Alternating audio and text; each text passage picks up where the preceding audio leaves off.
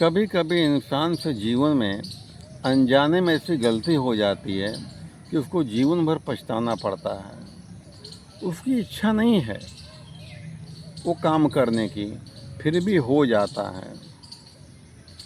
परसों अखबार में दिया था, दो बाप बेटे झगड़ा कर रहे थे, तो गाली गलौज कर आपस में कर रहे थे। तो पड़ोसी एक था, वो आया, लड़के को डांटने लगा कि तुम्हें शर्म नहीं आती, तुम्हारे बाप हैं, लिखाया पढ़ाया तुमको, सब कुछ किया, तुम लड़ाई झगड़ा कर रहे हो। तो वो कुछ उससे बहस करने लगा पड़ोसी से। पड़ोसी गुस्सा ही, उसने एक कंटाप खींच के मार दिया उसको, और कंटाप मारते ही वो लड़का जो है नीचे गिर गया, अब बेहोश हो गया। उसको ले गए अस्पताल, मालूम पड़ा मर गया। अब बाप ने थाने में रिपोर्ट लिखा दी उसके पीछे कि मैं लौंडे को मारा इसने। पुलिस आई, पकड़ ले गए भैया, तबीयत से उनको हो रहा है और जेल अलग हो जा रही है। उसका मकसद पड़ोसी क्या था? मारने का मकसद नहीं उसका था, समझाने का मकसद था, लेकिन घटना कुछ और घटनी थी, जेल जाना था। वो तो केवल बहाना बन गया। उसके जीवन में जो घटना घटी है तो वो घटना घटनी थी, लेकिन ऐसा होता क्यों है? सोच समझने की बात तो ये है कि ऐसा क्यों होता है। अनजाने में बहुत सी गलतियां हो जाती हैं, लेकिन सवाल उठता है कि ऐसा क्यों होता है। इसी को प्रारब्ध कहते हैं, यानी जो हमारी इच्छा के विरुद्ध होता है उसको प्रारब्ध कहा जाता है।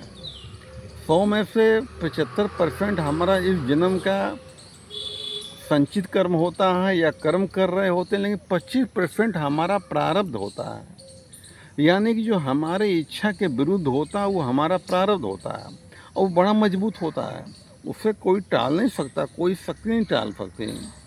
25% प्रारब्ध है। हम नहीं चाहते कि हमारा नुकसान हो जाए, लेकिन प्रारब्ध में नुकसान होगा। तुम कितना पूजा पाठ कर लो, कितना घंटा हिला लो, कितना जप तप प्रप कर लो, तीर्थ यात्रा जितना भी कर लो, कोई उपाय कर लो, वो घटना घट के रहती है। भगवान राम में कृष्ण नहीं बच पाए भैया, अपने प्रारब्ध से इंसान कहाँ बचेगा?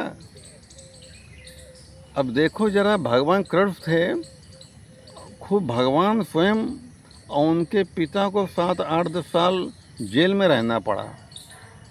जेल में पैदाइश इनकी हुई, प्रारब्ध था जेल में पैदा होने के लिए। भगवान राम के पिता दशरथ थे, जब अंतिम समय आया उनका, तो हाय राम हाय राम हाय राम कह करके बेचारा प्राण त्याग दिए।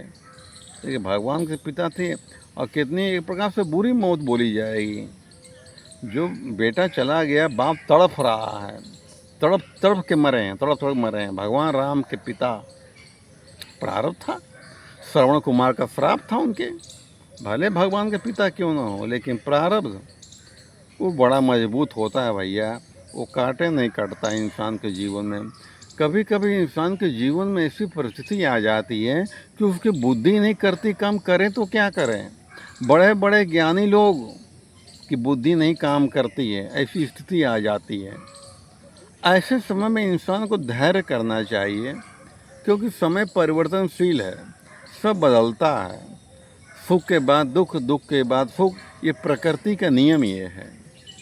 जो नियम समझ लेता है वो संयम से काम लेता हुआ है, और जो संयम से काम नहीं लेता है वो भटक जाता फिर है, वो जाने अनजाने उल्टा सीधा काम कर लेता है, अपना जीवन बर्बाद कर लेता है।